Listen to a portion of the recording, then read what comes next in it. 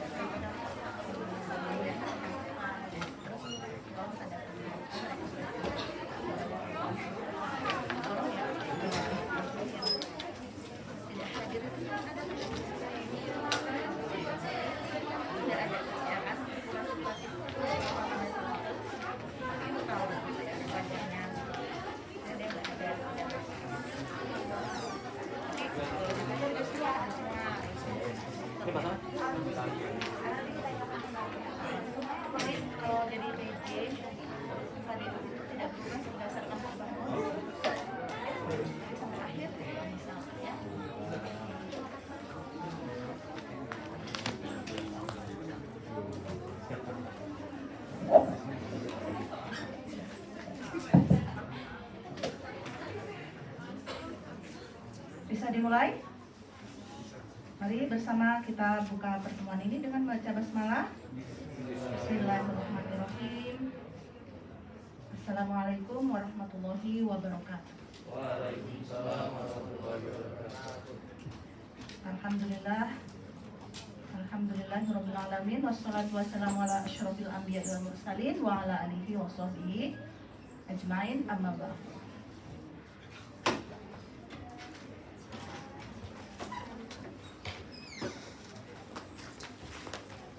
Baik, alhamdulillah kita bertemu lagi ya. Sehat, panjang umur. Hari ini kita masuk ke mata kuliah Islam dan ilmu pengetahuan edisi pengantar ya, pengantar. Jadi kita belum masuk kepada materi.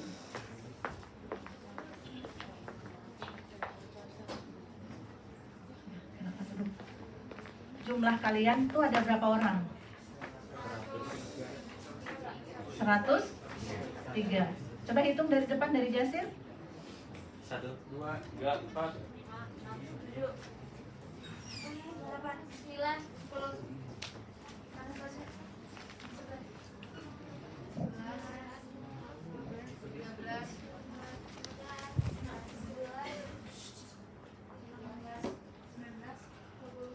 21.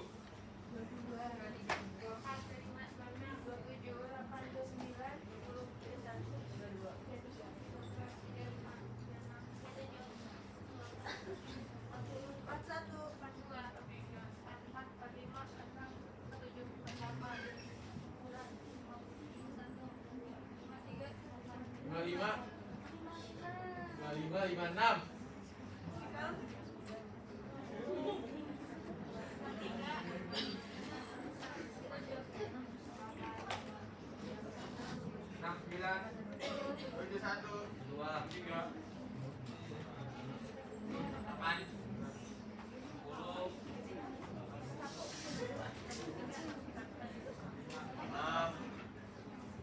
7, 88.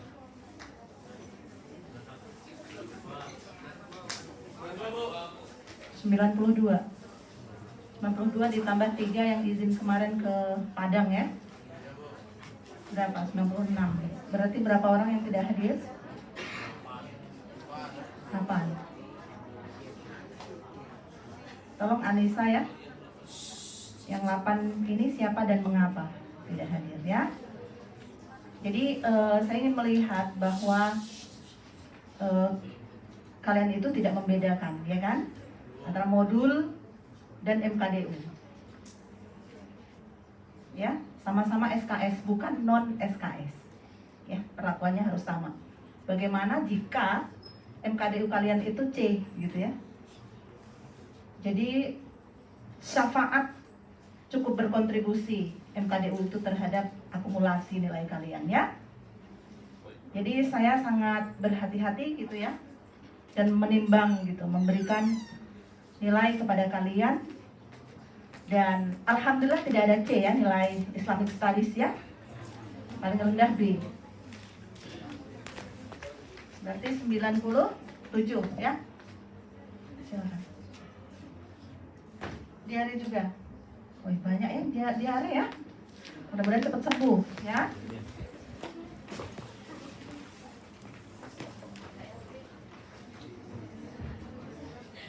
Baik. Alangkah lebih baik kalau di depan ini diisi dulu ya. Ada yang mau duduk di depan dengan senang hati? Ayo duduk di depan ini, biar lebih dekat dengan saya, ya. Kalau jauh di mata, jauh di hati, ya, itu repot nanti. Diisi di depan dulu. Saya makanya suka tidak kenal dengan anak sendiri kadang-kadang, karena memang tidak pernah muncul gitu loh, ya. Silakan dulu di depan dulu diisi.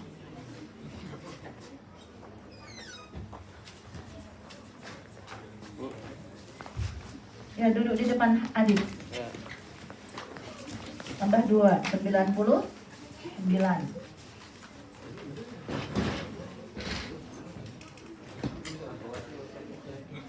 Adit, kamu tinggal di mana? Tinggal di Condet? Enggak? Sekitar sini juga? Ya, jangan telat ya. Kalian kan kalau DK itu terlambat sekian menit, dikurangi nilainya ya. Nah, gitu juga dengan MKDU, kita harus tidak boleh membeda-bedakan ya. Ingat Anissa, nanti dicatat temannya yang tidak hadir, kenapa ya, apa sakit ya, atau kemana ya, kecuali yang ada izin.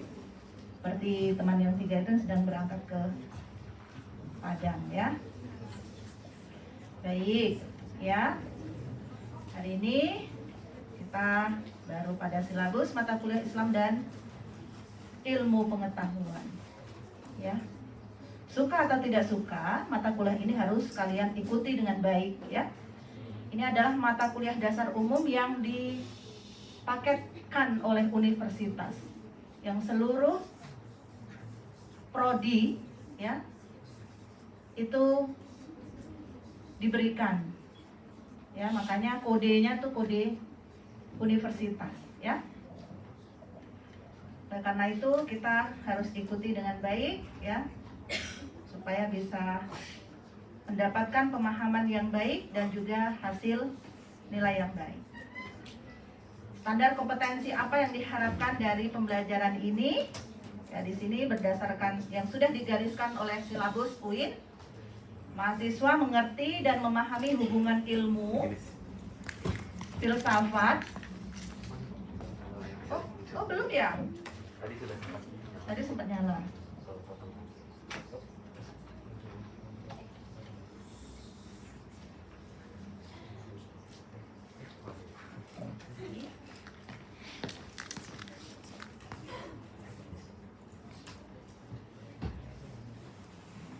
Kelihatan yang di belakang? Ya, mahasiswa mengerti dan memahami hubungan ilmu, filsafat, dan agama. Kemudian mengetahui sejarah perkembangan sains dan integrasi ilmu pengetahuan sejak zaman klasik. kemudian pertengahan sampai periode modern ya. Kedengarannya sepintas lalu hampir sama ya dengan studi Islam ya. Ya memang iya, dia beririsan. Tapi dia nanti pembahasannya atau materi-materinya lebih spesifik gitu ya. Jadi di awal-awal memang ada bab-bab yang sudah kita bahas dalam studi Islam 2, misalnya aspek filsafat dalam Islam, ya kan? Nah, kalau kemarin di studi Islam 2 kita kan lebih kepada bagian dari pokok-pokok ajaran Islam. Kalau di Islam dan ilmu pengetahuan itu bagaimana Islam sebagai sebuah agama itu menjadi ruh ya di terhadap sains gitu ya. Apapun bidang keilmuan itu. Ya, jadi nanti kalau sudah dilewati baru kita terasa ya perbedaannya dengan Islamic Studies yang sudah kita pelajari. Kajiannya meliputi aspek penelitian dan penemuan di bidang sains untuk tema-tema tentang manusia, teknologi, kesehatan, psikologi sosial, budaya, politik, ekonomi, dan lain sebagainya ya. Nah, kita langsung saja ke bagian-bagian yang bakal kalian bahas ya. Metodenya sama dengan metode belajar studi Islam 1 dan 2 ya. Jadi nanti PJ membagi kelompok sebanyak jumlah kalian dan sesuai topik gitu ya. Berapa jumlah topik. Nah, topik untuk Islam dan Sains ini hanya 12. Ya. 11 kalau tidak salah, 11. Jadi pertemuannya hanya 13 karena dua pertemuan itu untuk UTS dan UAS gitu. Nah, bagi kelompok pertama nanti akan membahas tentang ilmu, filsafat dan agama, ya. Ilmu, filsafat dan agama menjelaskan persamaan dan perbedaan dan interkoneksi di antara ketiga aspek tersebut, gitu ya. Kalau kemarin sudah membahas aspek filsafat mungkin masih secara umum misalnya, nah besok kelompok pertama ini dia akan membahas secara lebih mendalam dari sebelumnya gitu ya. Kemudian dia menjelaskan persamaan dan perbedaan dari ketiga aspek tersebut. Lalu harus mampu melihat interkoneksi dari ketiga aspek tersebut. Peranan dari tiga aspek tersebut. Ya. Nah, di sini juga sudah ada sumber atau referensi yang harus kalian lihat juga ketika nanti menelusuri ya. Sumber untuk menulis atau mengumpulkan bahan tentang ilmu filsafat dan agama ya. Ada buku Filsafat Ilmu dan Filsafat Islam Hussein Mones, kemudian Tarikh Al-Islam, ada Harun Nasution, Islam ditinjau dari berbagai aspeknya, ada jilid 1 dan jilid 2.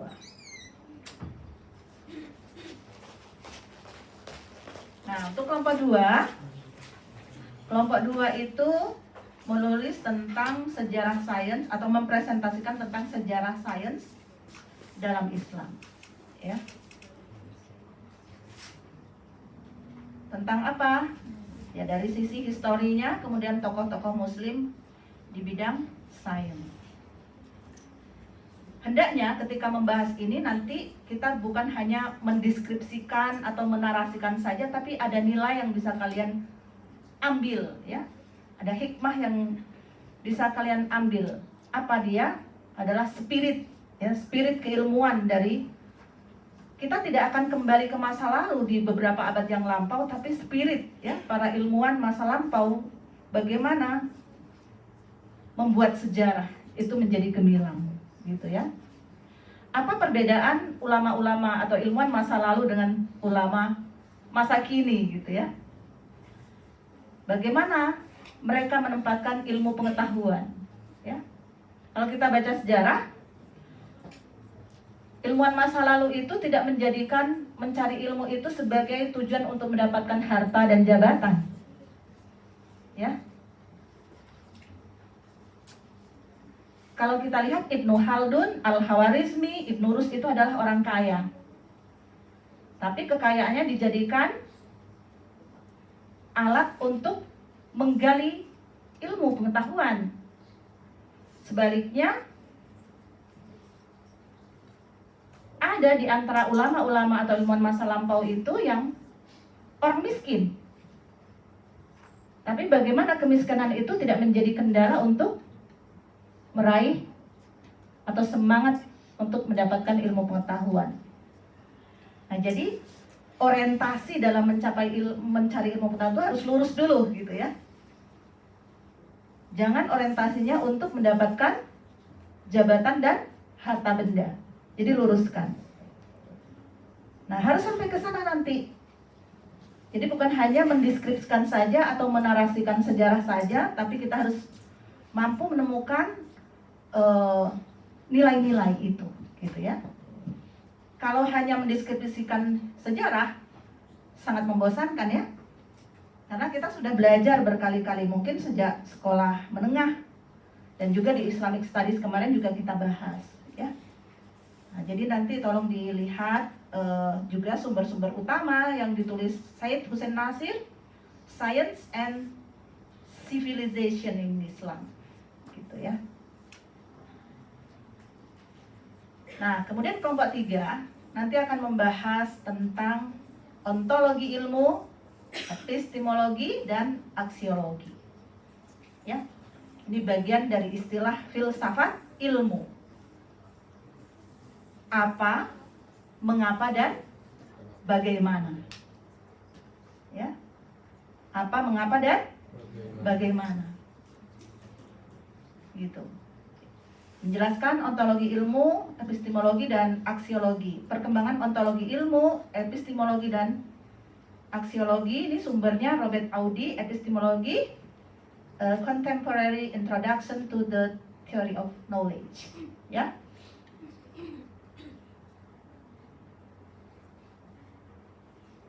Kita lanjutkan dulu. Kemudian kelompok 4 akan membahas tentang sumber ilmu dan kebenaran ilmiah. Apa yang menjadi pokok pembicaraan di sana? Pertama, mendeskripsikan sumber ilmu dan kebenaran ilmiah. Kemudian, kalian juga harus memasukkan tentang akal, wahyu, dan kebenaran ilmiah yang dianggap sebagai sumber kebenaran, ya. Kemudian, perkembangan Al-Quran dan sains. Ridho, mana perangkat tas kamu? Ditinggal di luar. Nah, trik yang menarik ya. Awas kalau ada harta benda yang hilang ditaruh di luar.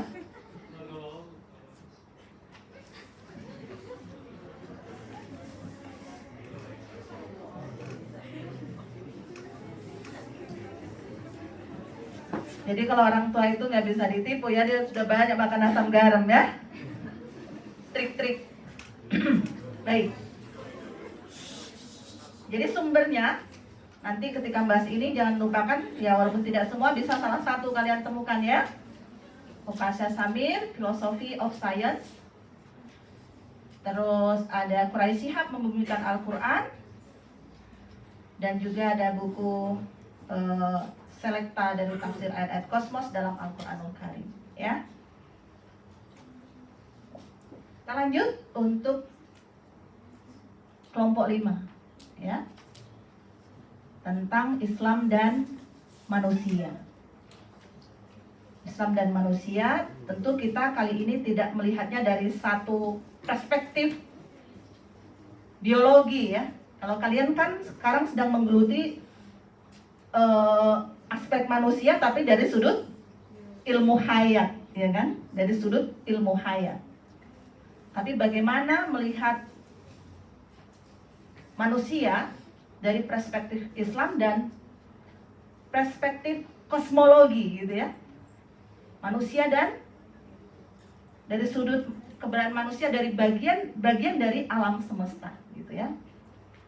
Kemudian mendeskripsikan Islam dan manusia, penciptaan dan perkembangan dari janin dan seterusnya, perbedaan asasi manusia dan hewan, tanggung jawab manusia ya, mukhayyar dan Muyassar ya.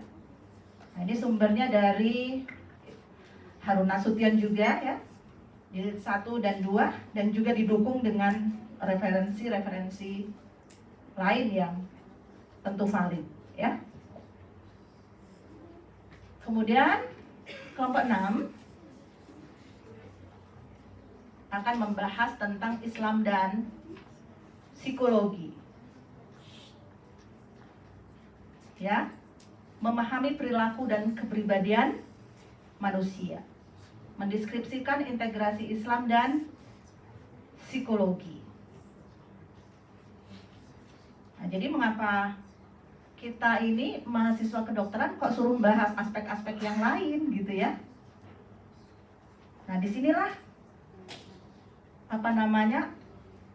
latar belakang mengapa UIN ini memberikan modul atau mata kuliah yang disebut Islam dan Sains itu, supaya mahasiswa itu tidak berpikir dikotomis ya, tapi berpikirnya integratif, supaya tidak berpikir di bawah, seperti kata di bawah tempurung, dia hanya tahu dunianya saja. Lebih parah lagi jika dia hanya mengakui bahwa yang hebat dan berkelas itu adalah bidang saya, bidang lain itu tidak menarik, misalnya seperti itu. Dengan adanya pemahaman tentang bidang-bidang keilmuan, itu membuat kita menjadi luas cakrawalanya ya, bahwa ada aspek lain yang juga menarik dan itu saling adanya interkoneksi ya. Jadi kita tidak a priori bahwa oh, kita tidak perlu mengetahui aspek yang lain, yang penting fokus linear gitu ya. Nah, tapi dalam konteks integrasi keilmuan, kita harus melihat segala sesuatu itu multi perspektif gitu ya. Oke, kita lanjutkan dulu. Ya, ini juga sudah berikan salah satu sumber ya. Didukung juga nanti dengan sumber yang lain. Ada Muzaffar Iqbal, Science and Islam, Greenwood, Guides to Science and Religion. Kemudian kuliah ke-7 atau kelompok 7 nanti akan membahas tentang Islam dan kesehatan. Jadi mendeskripsikan perkembangan kesehatan dan kedokteran dalam Islam ya. Kemudian penelitian mutakhir tentang kesehatan dan obat-obatan, menjelaskan keterkaitan Islam dan kesehatan. Ada sumber utama yang mungkin nanti insya Allah kalian bisa temukan, Ismail Raji Al-Faruqi dan lainnya, dan Lamia Al-Faruqi, Atlas Budaya Islam. Nah, ini pertemuan ke-8 nanti UTS ya. Setelah UTS kita masuk lagi pembahasan tentang Islam dan teknologi. Mendeskripsikan tentang Islam dan teknologi, pemanfaatan teknologi untuk kemaslahatan manusia. Kemudian bioteknologi, rekayasa genetika, kimia, dan fisika. Nah, di sini juga dicantumkan referensinya, mudah-mudahan nanti bisa di searching ya. Ini nanti saya bagikan ke PJ ya, untuk di-share ke teman-teman. Kemudian Islam dan alam semesta, mendeskripsikan perkembangan alam semesta dalam pandangan Islam dan ilmu pengetahuan. Kemudian penelitian mutakhir tentang penciptaan alam semesta, perbintangan dan lainnya, pelestarian sumber daya alam, air, udara, dan lain-lain ya. Ini sebetulnya saya belum menemukan buku ajar Islam dan ilmu pengetahuan sampai hari ini ya. Jadi kita tidak sifatnya ijtihadi ya. Ijtihadi, kita diberi topik, tapi buku yang sudah berbentuk satu paket sesuai silabus itu belum ada. Saya belum melihat gitu ya. Dari UIN maksud saya. Kalau dari kalian bisa searching itu banyak ya referensi yang berbicara tentang Islam dan ilmu pengetahuan. Kemudian kuliah ke-11 itu Islam dan Sains Sosial Humaniora. Nah, di sini agak lebih apa ya maksud saya ya? Kalian itu diminta untuk memahami teori-teori sosial, ya. Teori-teori sosial, kemudian menghadirkan contoh karya-karya yang membahas tentang kehidupan sosial masyarakat yang diungkap dengan teori sosial yang digunakan sebagai pisau analisis. Nah, contohnya apa?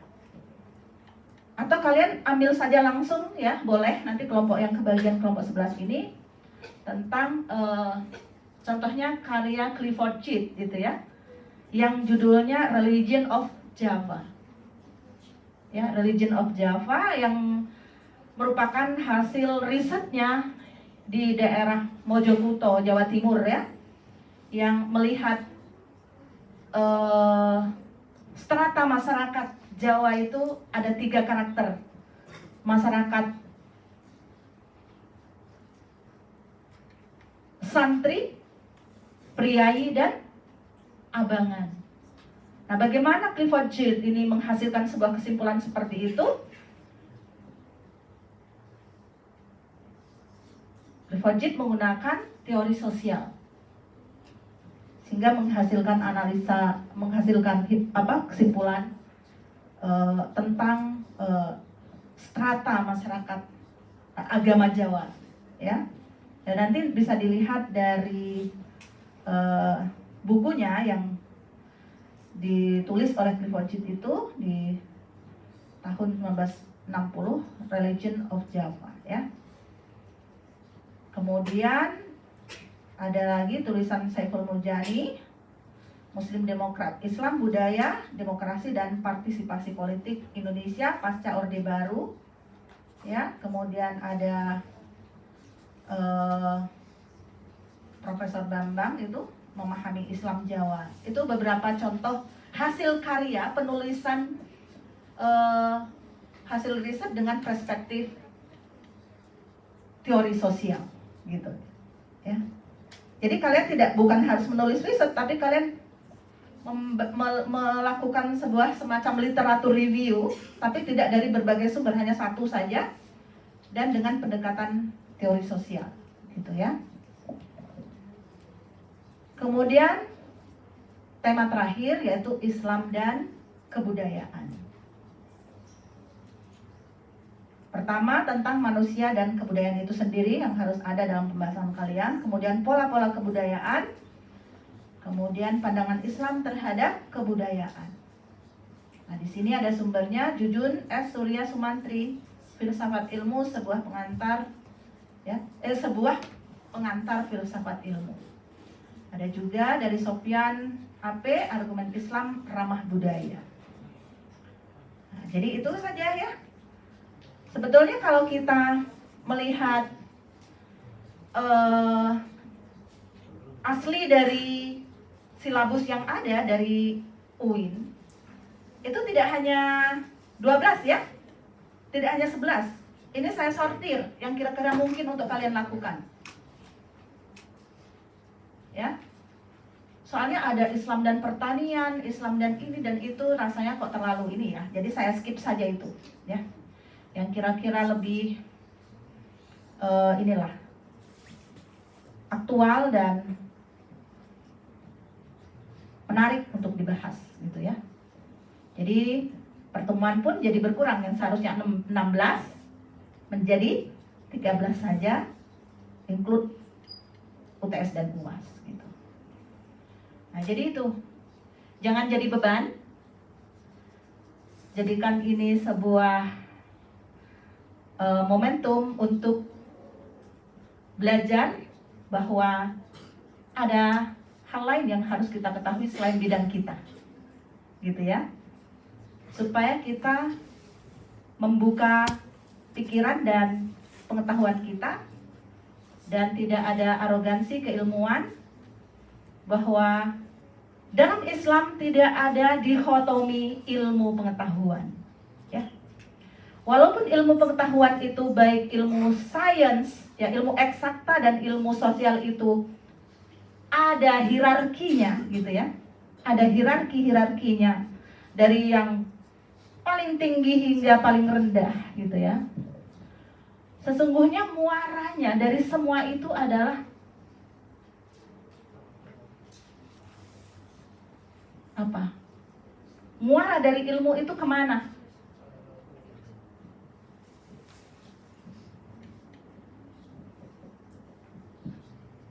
Tuhan yang Maha Tunggal, ya kan?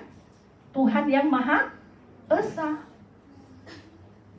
Jadi idealnya orang yang belajar untuk mencari ilmu pengetahuan itu bukan membuat dia menjadi orang materialis, orang realis, orang hedonis, dan lain-lain, justru menjadi orang yang lebih takwa. Begitu. Ya. Saya kasih contoh dunia kalian sendiri. Kalian menekuni bidang kedokteran. Sehari-hari kalian membahas tentang ilmu hayat, ya kan? Apapun bidangnya, anatomi, fisiologi, apalagi yang basic science, histologi, mikrobiologi, dan lain-lain lah pokoknya yang basic science. Dilanjutkan dengan hal-hal yang bersifat patologis, ya kan? Dari fisiologis ke patologis, gitu. Itu kan membahas tentang manusia. Kalau kalian mendasari atau paradigma yang kalian gunakan dalam membahas ilmu pengetahuan di bidang kalian itu terkoneksi dengan yang Maha Menciptakan, maka justru momentum untuk menjadi orang yang bertakwa justru itu pada kalian semua. Menjadi lebih takwa, ya. Karena betapa karya Allah Subhanahu wa taala hanya dari manusia saja itu sudah luar biasa. Ya kan?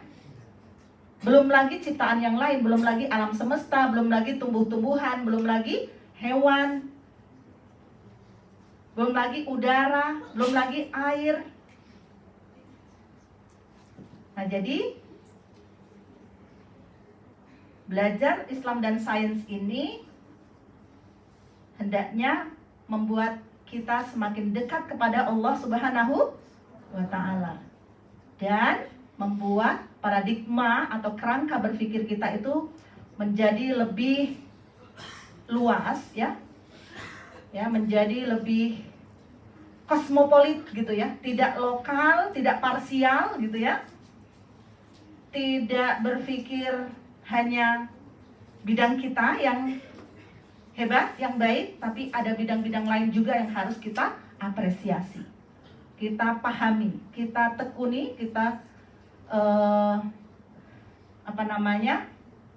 maknai bahwa itu adalah bagian dari satu kesatuan dari ilmunya Allah Subhanahu wa ta'ala. Memang tidak sesederhana itu untuk sampai pada kesimpulan itu, ya. Tidak sesederhana itu untuk mencapai pada tingkat bahwa muara dari ilmu pengetahuan itu adalah Allah Subhanahu wa ta'ala. Itu butuh pemikiran filosofis, ya. Al-Farabi, Al-Kindi berusaha untuk merumuskan itu. Sebagai tokoh filsafat muslim, tokoh filosof muslim, upaya-upaya mengintegrasikan ilmu pengetahuan dan agama itu dipikirkan secara mendalam. Sebetulnya apakah ada pemisahan antara ilmu-ilmu yang bersifat nakliyah dan ilmu-ilmu yang bersifat akliyah? Apa itu ilmu-ilmu yang bersifat nakliyah? Nakliyah apa? Ilmu pengetahuan yang berbasis Al-Quran dan Al-Hadis. Apa saja? Tafsir, ya kan? Ulumul hadis, ulumul Quran, tasawuf, fikih, ya kan? Itu adalah ulumul atau ilmu-ilmu nakliyah, ilmu yang berbasis Al-Quran dan hadis. atau landasan-landasan normatif. Kalau ulumul akliyah atau ilmu-ilmu akliyah itu apa? Ya, ilmu yang berbasis pada intelektual dan empiris. Ya, intelektualitas dan empiris. Kedua-duanya itu adalah merupakan dua sisi koin yang tidak bisa dipisahkan. Jika kalian selama hidup ini mencari ilmu pengetahuan hanya disandarkan pada satu aspek saja, misalnya aspek akliyah saja, maka akan terjadi ketidakseimbangan, ya, perspektif yang parsial, gitu, cara pandang yang tidak menyeluruh. Dan karena itu mahasiswa kedokteran Islam, mahasiswa UIN itu harus memiliki cara pandang yang komprehensif walaupun tidak mendalam, tapi dia tahu petanya, gitu ya.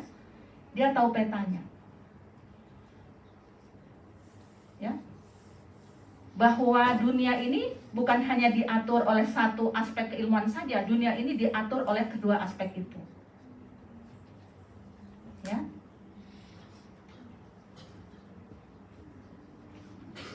Kira-kira itu ya, saya sampaikan urgensi mengapa mata kuliah ini penting untuk dipelajari. Bukan hanya tujuan pragmatis, ya. Tujuan pragmatis itu apa artinya? Hanya untuk yang penting lulus dan dapat nilai, ya kan? Untuk tujuan-tujuan jangka pendek, tapi juga ada tujuan ideal. Tujuan ideal apa? Ya, supaya kita memiliki wawasan yang lebih luas, supaya kita memiliki cara pandang yang integral atau integratif dalam melihat bidang-bidang ilmu pengetahuan itu. Ya. Ada pertanyaan?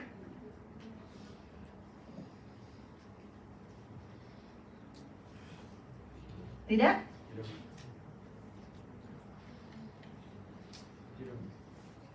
Tidak ada pertanyaan. Baik, jadi tolong nanti PJ ya dibagi menjadi sejumlah topik tadi, ya. Kemudian harapan saya, tolong juga menjadi prioritas ya dalam membuat tugas itu harus diserahkan dulu sebelum presentasi, ya, ke saya, ke narasumber, ya. Jadi jangan waktu tampil itu kita tidak tahu dia menyampaikan apa, gitu ya. Jadi misalnya besok mau presentasi, paling lambat nanti malam itu sudah dikirim ke saya, ya. Supaya bisa kita baca, kita pelajari plus minusnya di mana, ya. Gitu juga kalau bisa dibagikan ke kawan-kawan semua, gitu ya. Jadi kawan-kawannya bisa baca besok bahas apa dan apa yang harus saya ketahui atau apa yang saya harus minta klarifikasi dari teman-teman penyaji ini. Di situ baru kita tambah ilmunya. Kalau kita tidak peduli, maka tidak akan ada manfaatnya kalian duduk berjam-jam di kelas ini, ya, akan menguap. Sesuatu itu kalau kita pertanyakan atau kita ikut terlibat membicarakannya, insya Allah dia akan menjadi sesuatu yang berkesan dalam memori kita. Ya, orang yang bersyukur, orang yang bisa menghargai waktu itu adalah orang yang setiap saatnya dia bisa mengefektifkan waktu dengan baik. Tidak memilih-milih karena tidak ada yang Allah ciptakan itu yang sia-sia. Termasuk kesempatan, ya.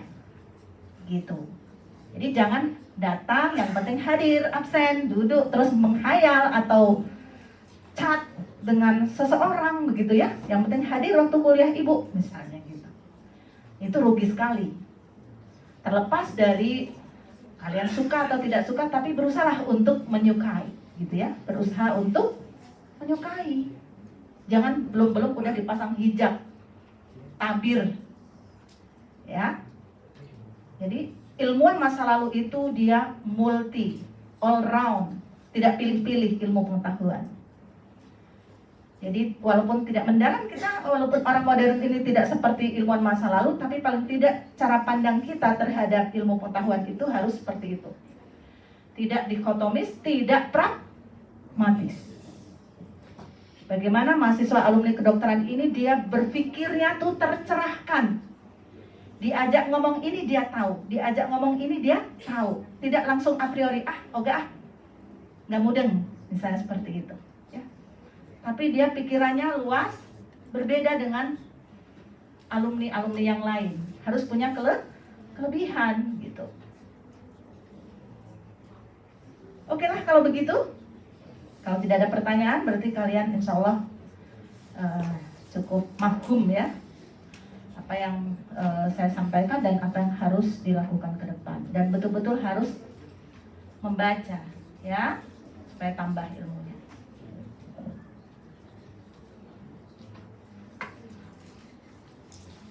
Ya, seperti janji kita, Anissa, saya tidak akan lewat dari pukul 9 ya, karena katanya teman-temannya masih ada yang harus praktikum anatomi ya.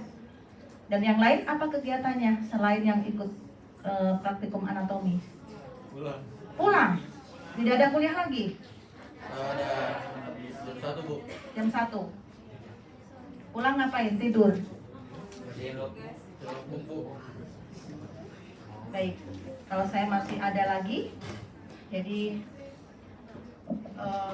ya kalau kalian waktu yang kosong tolong dimanfaatkan dengan baik ya.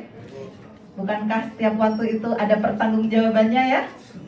Ya, orang yang hidupnya berkah adalah orang yang setiap menitnya, setiap detiknya itu diisi dengan kegiatan yang bermanfaat. Baik, terima kasih atas perhatian kalian semua, dan mari bersama-sama kita tutup dengan baca hamdalah, alhamdulillahirabbil alamin. Assalamualaikum warahmatullahi wabarakatuh. Waalaikumsalam. Bu.